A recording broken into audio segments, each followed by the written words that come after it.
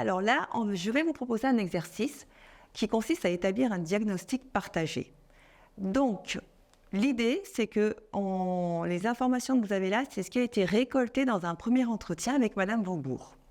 Alors, Nadine Vaubourg, qui a 42 ans, qui a un enfant de 6 ans, aujourd'hui, elle est propriétaire d'un logement. Elle a une expérience professionnelle dans la vente.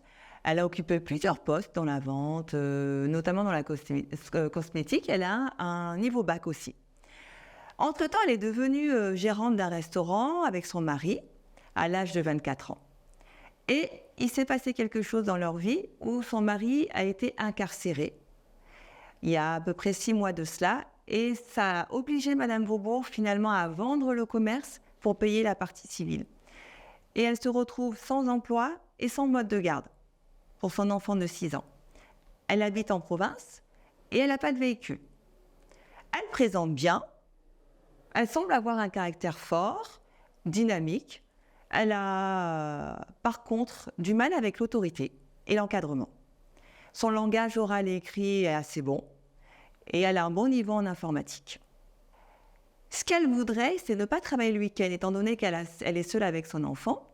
Et en plus, elle souhaite avoir davantage de temps personnel pour se consacrer à l'éducation de cet enfant-là, ce qui s'entend.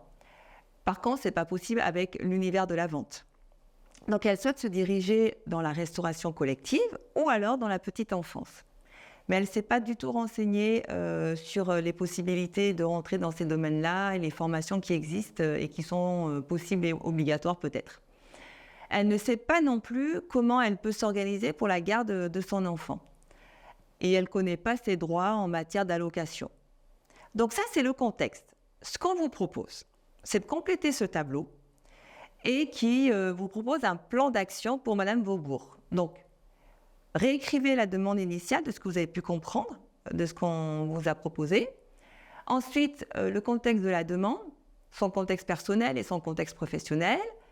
Ensuite, tout ce qui va être au niveau de ses caractéristiques individuelles, c'est-à-dire où est-ce qu'elle en est du niveau de formation, ses compétences, ses expériences acquises, son niveau d'avancement aussi, qu'est-ce qu'elle a fait comme démarche, où elle en est de ces connaissances-là, son niveau d'autonomie et derrière aussi les ressources qu'elle peut avoir par rapport à son projet. Et dans ces ressources-là, n'oubliez pas les ressources psychologiques, en plus des ressources financières et puis de ce qu'elle peut avoir autour d'elle, si elle a du soutien, si elle est isolée ou pas.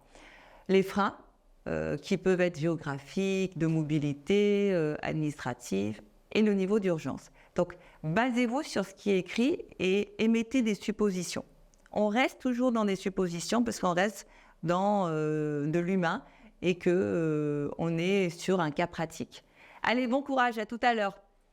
À peu près une demi-heure, 45 minutes, je pense.